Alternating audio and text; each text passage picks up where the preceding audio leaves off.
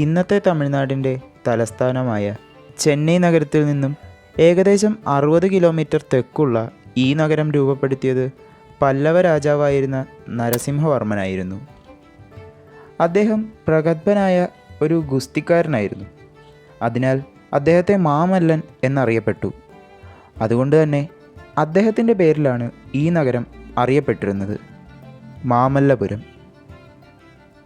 മാമല്ലപുരം എന്ന പേരിൽ അറിയപ്പെട്ടിരുന്ന മഹാബലിപുരം ഇന്ന് കാഞ്ചീപുരം ജില്ലയിലെ അതിപുരാതനമായ ഒരു തുറമുഖ നഗരമാണ്.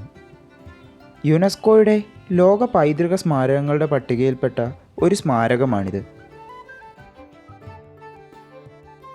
പുരാതന ചിത്രകലാ വിദ്യാലയമായിരുന്നു ഇത്. ഗ്രീക്ക്, റോമൻ, ചൈനീസ്, ജൈന, ബുദ്ധ ശില്പശൈലിയാണ് ഇവിടെ നമുക്ക് കാണാൻ കഴിയുന്നത്.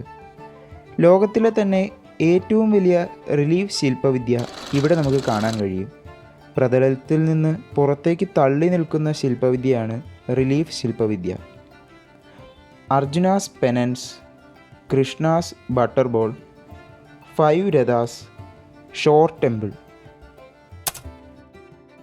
ഇന്ത്യയിലെ ദ്രാവിഡ കലയുടെയും വാസ്തുവിദ്യയുടെയും ഏറ്റവും മികച്ച ഉദാഹരണങ്ങളിൽ ഒന്നായി കണക്കാക്കപ്പെടുന്ന സങ്കീർണമായ പാറയിൽ കൊത്തിയ ക്ഷേത്രങ്ങൾക്കും ഏകശിലാ ശില്പങ്ങൾക്കും മഹാബലിപുരം പ്രശസ്തമാണ്.